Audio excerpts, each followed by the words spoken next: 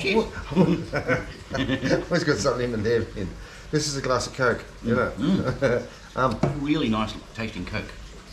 Look, someone said to me the other day, can you tell me about the process of coming through customs and what you got to do? So I thought, well, what better than to talk to one of my subscribers. Neil's just come in from Melbourne and he bought a bottle of Jim Beam, so I had to come and help him drink it. Of course. But, so you came through the other night. Just how easy was it going through customs at the other end? Did you have the PCR test? Yeah. So you just missed that the change in by oil? one day. Oh my God, another $150 or something? Well, I paid for 2 people, so oh man, $300. Yeah. So okay, you've gone through. You had to put all your paperwork in. Yep. Did you have insurance? Yep. I Had insurance. Had the PCR test done. I had the app downloaded. I did the onboard electronic declaration, whatever it is. Yeah. So I did everything. Yeah.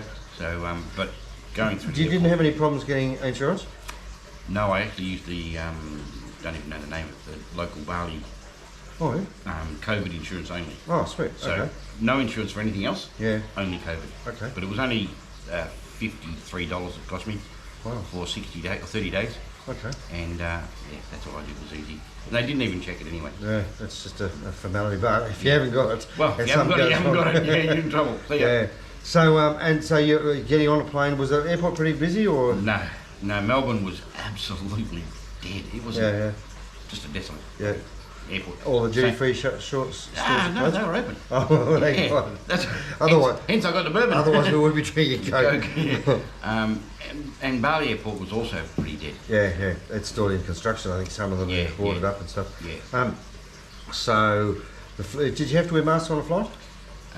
Yes. And it was a good flight though? Busy? Fidgety feet. No, well, it was full. Yeah. The plane was definitely full. I'm hearing lots of reports. When the flights first started coming in, they were there was like 9 or 45 people or something on the first few flights. Yes. The whole plane had come through, just about no one on it. So, yeah. And there's a million, or not a million, I wish.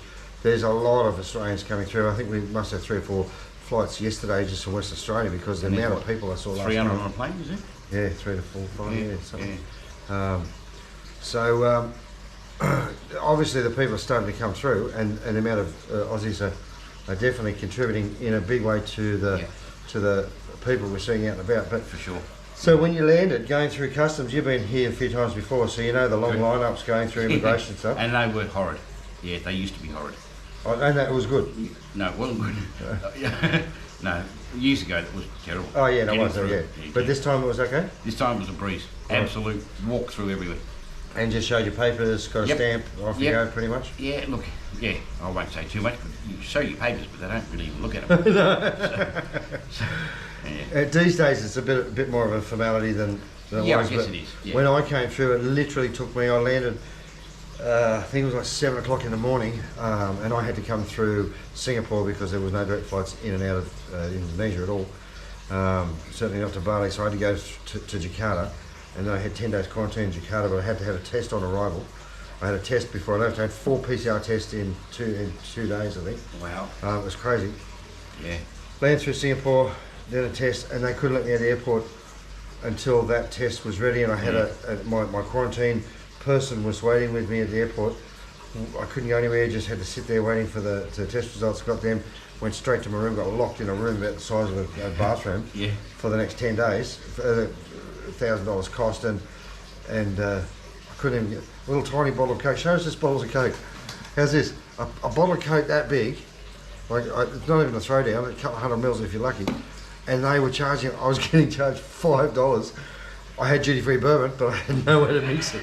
Duty-free bourbon, $5 bottle. I think that my Coca-Cola allowance for those 2 weeks was probably a bit more than the accommodation. So the bottom line is coming over here is pretty straightforward. It was very, very simple for us. Yeah, mind you, we were on the last flight as well for the day. So and now there's no PCR requirements to come, and I haven't heard the latest. I know Jetstar was saying that you don't need to have a test before you get on a plane. So apparently, I believe that they take the entry requirements to the receiving country as the departure requirements. Yes. So did you come Jetstar? Yes. Yeah, you did. So I guess the day after you left, or they were busily updating. It took a couple of days, I think, because what the president had officially announced on one day had to be formally adopted within the municipality of Bali. So the province, of Bali. So it might have taken a day or two, but I imagine that's all well and truly done with by now. So going home from here, because you don't need one to get into Perth. Melbourne. No. You just go straight through. Yeah. So well, that's good news, and it's something, you know, I know families of 3 or 4 people, they said there's $600 I would save. It's a lot of money. Absolutely. It's a lot of money. Well, especially when you're paying, look, this place is a perfect example. This is a beautiful villa where we're only probably a block off the beach in Sanua. And Sanua is a lovely, relaxed, quiet, peaceful place. It's not sort of doof nightclubs and crazy stuff. There's some beautiful cafes. There's some amazing local warungs. Now, a warung is a local cafe that sells all the nasi, the rice, and the noodle dishes and the spicy chicken dishes. And you were saying just down the road here, how much you're paying for? Well, breakfast yesterday was $1.20. I had dinner last night, same place because it was good, and that cost me $3 something. And that's with 2 bottles of Coke. Wow. You know. You can't beat that. So when you're spending $150 for one person, or a couple $100, $300 for a couple to come over, just in test, that's a lot of bourbons. I've got to bring it down to a universal currency. Do you have any bintangs you could get, Nelly? Lots. I don't drink bintangs. Look. So, look, the good news is I drink Coke. The good news is it's open. The good news is it's pretty easy to get through here. And let's just keep our fingers crossed that things don't develop and stays the way and new outbreaks don't happen, because that'll just cripple the economy again. I went through, where'd I go? I went through Seminyak this morning, and there are a lot of shops still closed. There's a few, Seminyak's pretty bad, but Kooda's worse. I didn't go through Kooda. If you go down the main street of Kooda or down Poppy's Lane or something, it's getting better. I go down every couple of days at least to do my weekly and daily updates and stuff. And what happened 3 weeks ago, that every single shop on Poppy's Lane was shut. All the little rack after rack of t-shirt shops, and it was closed. And now, slowly, they're starting to build up. So it's coming. It's just not here. But it's coming a lot faster than I expected. They're really getting into full. There's still only enough tourists to handle probably half a dozen shops. Amount. There's 6 million. Have you seen the urgency about, now one of the comments we get a lot of times is Bali used to be famous for high pressure, and I can remember the first time I came here 20 odd years ago, we were nearly too intimidated to walk outside of our hotel, because the minute you walk out the front door, you get hit with, you want to buy a t-shirt, you want your hair braid, you want this, you want that, you want jiggy, bang bang, massage, whatever. And it's in your face, and it's quite confronting. And I would say to people, firstly, don't make eye contact with these people. Just keep your head down, say no thank you, be polite, just keep walking. Look, I've only been here for a few days, but I'll tell you, it doesn't feel that bad. No. It used to be. Not here especially. And look, I think that you get elements of that anywhere. And in Kooda, where you've got so many small shops side by side, and so few tourists still, they're all starting to open their doors as quick as they can, but there's still not a lot of tourists. There's tourists everywhere, but you might see 10 of them walking down the street at any one interval, whereas you used to see 200. So it's different. But they're still struggling for whatever dollars they can. The price is still pretty good. I've heard some of the hotels have put their prices back up. I don't see that. What are you paying for a place like that? Now this is a 2-bedroom. 2-bedroom villa. You've got a beautiful little fish pond there. You've got a lovely little courtyard, a beautiful kitchen. And the pool's just over there. And a pool. It's a shared pool. So I paid $160 for 5 nights. For 5 nights for 2 bedrooms. And that's 2 bedroom, 3 beds, or double bed and 2 singles. Two en-suites. 2 en-suites. So that works out about $30 a night. $33, $32. Wow. So that's not expensive. God, honestly, the first time I came to Bali, I stayed at the Grand Barong in Poppies 2, and just off Kooda, and that was $26 or $28 a night. I thought that was the most amazing bargain. Back then, that was 20 plus years ago. I went there the other day, and they're charging from $35 a night. Okay. So, in 20 years' time, it hasn't gone up an awful lot. Now, I did have a nicer room. I had a poolside room the first time, and I think the poolside room's now up to about $80 if you want the real flash ones, but they've changed the place a bit too. But still, when you're paying maybe $5 per person per meal. If you want to get a beer with dinner and Yep. and a couple of different meals, you want some chicken and some veggies or something like. If you're eating local food, and I always suggest if people worry about barley belly and whatever, ice is something that you should be avoiding unless you're going into a hotel or somewhere where you're pretty sure it's going to be decent ice. Like if I buy ice from the local vendors, I know which brand of ice to buy, because if I don't buy the right ice, I'm going to spend tonight on the toilet. Yeah. And that's just how it is. It's not gastric, horrible, like doom and gloom, but it certainly does upset my tummy unless I get the right ice. So if you're going to have bourbon and coke, you'll notice that this straight coke drink, No ice. no ice. No. But that's a little easy way of protecting yourself against it. And I also Another thing, I don't know if everyone's the same, but I have always eaten local food. Always. Never once have I ever been ill. The people that I know have been here, who have eaten Western food, have become ill. I've only had this trip. I've been here 6 months. I've had barley belly twice.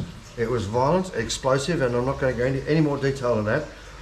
But both times I'd had a muffin for breakfast from a certain fast food chain. Now, I'm not saying they've got bad practice or whatever. It might have been circumstantial. They were 2 different times from 2 different stores. It's funny, isn't it, though? But I do try. Like I've tried the cart, the buxo, and the ding ding ding plate, and sort of. And generally they're nice. They're good food. But these guys don't have any refrigeration, so they make what they're selling that day, and they sell it that day. Yeah. They know how to look after their own food. They do, and the that's the way I spices see and it. stuff too. I mean, the reason that spices started in the very first place was to preserve food, and the same with curries and all that sort of stuff. So, if you're worried about barley belly, I would strongly suggest you go to places like the Legion or the Kuta food courts, the Dewey Street, was it? Dewey Street food courts. You'll see them at night time. You ask the taxi drivers or the Gojek and say, "Take me to a food court." There's lots of them about in every area, and it's an adventure because the food courts will have maybe 10 different places. Vehicles, yeah. I would look to see if you're going into a warung, a little local cafe, if they've got hot and cold running water, if they can wash their hands and you can go to the bathroom. And to me, my personal preference is if they've got a sit-down flush toilet, I'm in. If they don't, I'm out. I'll go up the road to find one that is. Honestly, because I just want a certain level of creature comforts, and over here you don't necessarily get those, and I feel more secure eating food where someone's got to be able to wash their hands properly and use the ablutions. Yeah, well, the place that I went, they've got a little hand basin out the front. Yeah. So it's the inside, but the front, yeah. So don't be too And also another little thing is, when I look around for a place to eat, just check out where the locals are eating. Yeah.